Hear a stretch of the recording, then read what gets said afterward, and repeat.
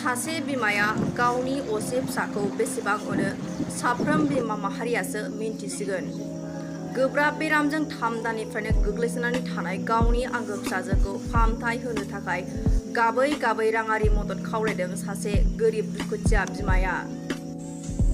चिरां जिल्ला रुनिखाता बिसिडिसिनि बेन्दोङाव थानाय बुरथिनालि सा सालबारि गामिनि थागिबि थानेश्वर नार्जारि आरो निरान नार्जारिनि असे फिसाजो थाखो 9आव फरायफुबाय थानाय आसागि नार्जारिया थांनाय 3 दानसोनिफ्रायनो हार्टनि जेंना आरो किडनि बुनाय जेंनाजों नाख्रेबजाना बिसिनायाव गोग्लैसोनानै दं। आसागि बिमानि खोन्थानाय बायदिब्ला फाहामथायनि थाखाय गोबां सोरखारि एबा सोरखारि नङै देहा फाहामसालिफोरावबो लांखांबाय, नाथाय जेबो हामनायनि थासारिखौनो नुनो मोनाखै। लोगोसे न'नि हा-हु सम्पथिफोरखौ फानजोबनानै दा जेबो राहायानो गैलिया। आसागि नार्जारिनि बिमाया खौरां बिजोंनि गेजेरजों मा फोरमायदों फै जों मिन्थिना लानि। आसागि बिमाया गावनि आंगो फिसाजोखौ गोब्राबथार बेराम एबा थैनायनिफ्राय गोदान जिउ होफिननो थाखाय बिटिआर खुंथाय सोरखार आरो रायजो राजाफोरनिफ्राय आखाइ खबजोबना गाबै गाबै जा हायो गरसे गरनै रांनि मददखौ गाहायाव होनाय एकाउन्ट नाम्बाराव सोनानै हरनो थाखाय गुरैयै खावलायहरदों। आंनि गथ' लोमजानाया दिनैसिम मास मोनथाम जाबाय। आं फिसाखौ नायदोंमोन, नाया नङा हा-हु फाननानै आं नायदोंमोन। नायसेयावबो आं दासिमबो मोजां खालामनो हायाखै आंनि फिसाखौ। आंनि फिसाया 7आव फरायोमोन। ओरैनो फाहामथाय होनायाव बेसेबां खरस थांखो? 2 लाख 3 लाखसो थाखा थांबाय, होनबाबो आं मोजां बेबस्थायाव आं लाबोनो हायाखै।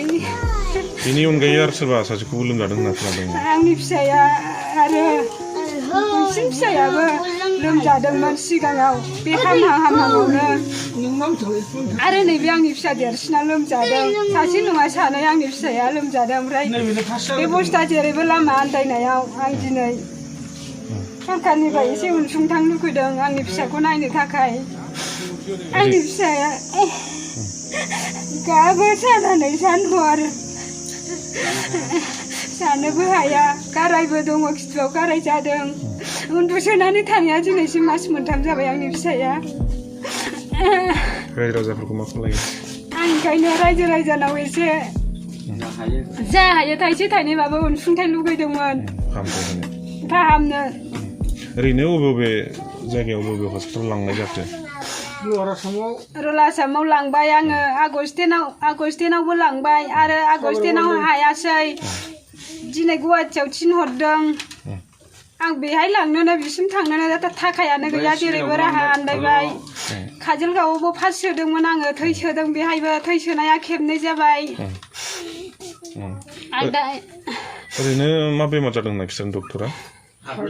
डक्टरा दा हार्टनि प्रब्लेम होनदों आरो लिभाराबो एसे प्रब्लेम। दा गुवाहाटियाव थिनहरदों, बाव हाला होननानै। न'खरावबो बिराद गोरिब अबस्थाखा आंहा। जा जों थानाय जायगा आं बेखौनो फाननानै आं बै सासेयावनो नायखाबाय। आं दा बे सासेयाव आं दा राहा गोथेबाय जेरैबो।